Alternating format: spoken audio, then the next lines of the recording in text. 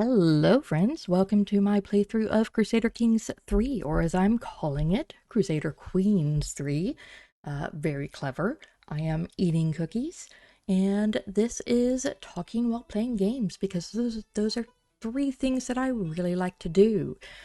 Just to give a rundown, I want this introductory video to kind of introduce how I play this game, because it's different from some other playthroughs you might see. I have a couple game rules that I always turn on that make it atypical.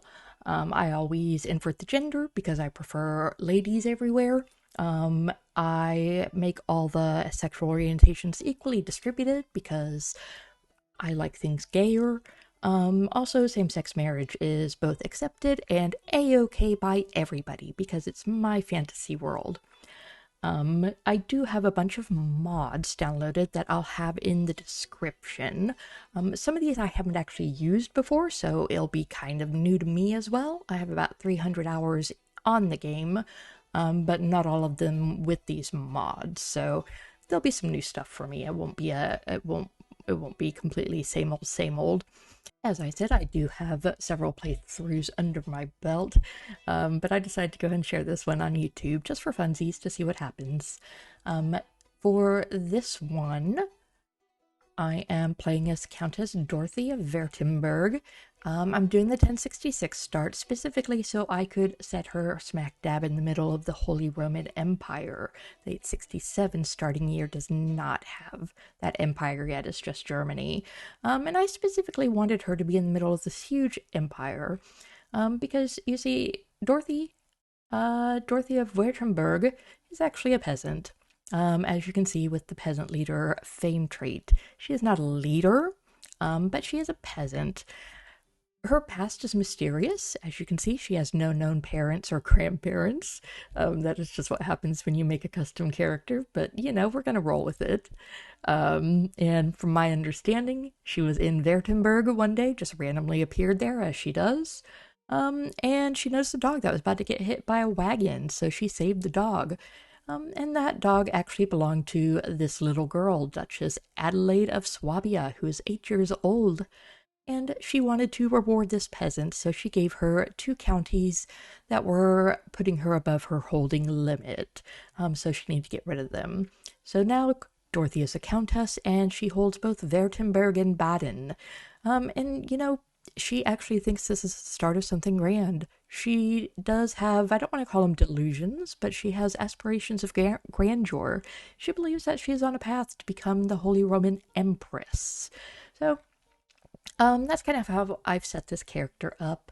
As you can see, I set her up as arrogant, as ambitious, and also stubborn, just because that seemed to fit. I had to give her an education trait, even though she's a peasant, so I just gave her 1 star in stewardship because I figured she probably knows how to handle money because she doesn't have much of it. And I made her strong because, again, peasant. I put her as part of the von Bauer house. I'm very clever. Von Bauer Bauer in German means peasant, so you see what I did there. And the house motto is we rise. So hopefully she'll start a great house that will rise in fame and prestige. Right now, she's starting small. I don't like to overpower my starting characters. So she's pretty mediocre all around. Pretty okay in stewardship, but that's mainly because of the education buff she has. Let me take a moment. Oh, also, I set her lifestyle focus already as majesty focus under the diplomacy lifestyle.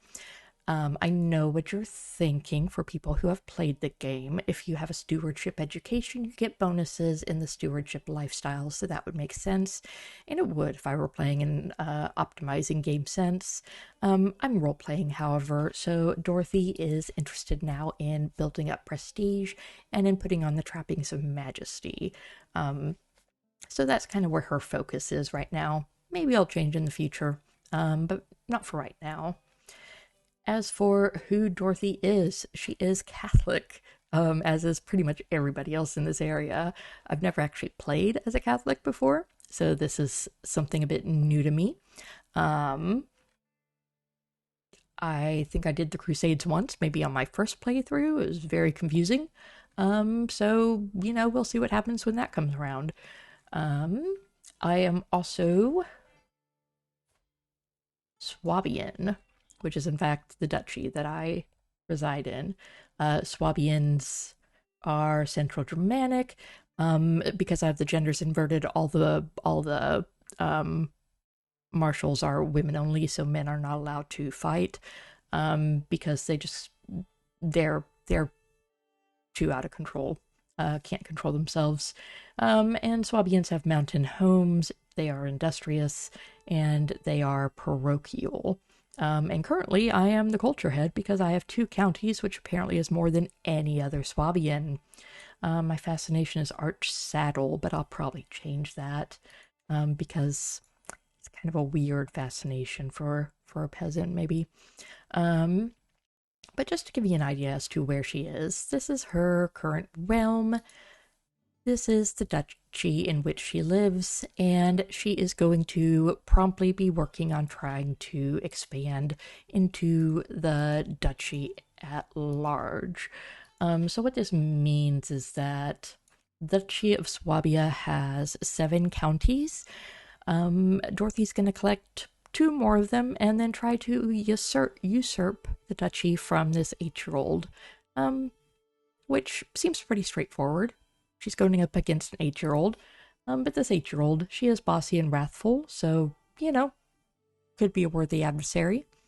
There are some other duchies around. We're going to worry about that later on. This all resides within Kingdom of Germany. Bavaria is quite close by, as is Lotharingia. Going with that.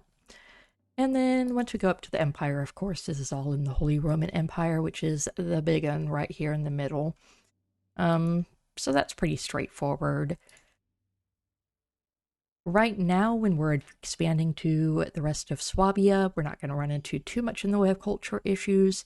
However, when we expand out to the Bavarian areas or the Franconian areas, there's going to be some tension there. We're pretty mediocrely okay with the Franconians and with the Bavarians, but we're not too fond of the French, so that's also going to be an issue whenever we end up going out in that direction, which Dorothy firmly believes we will. So that is where this game stands now. In the next video, I'll actually start the playthrough and we will find her husband so she can start to make heirs. And we'll also assign the council and figure out all the other little details and maybe let the clock run forward a little bit. So that is something to look forward to. I hope to see you in the next video. Thanks so much for watching.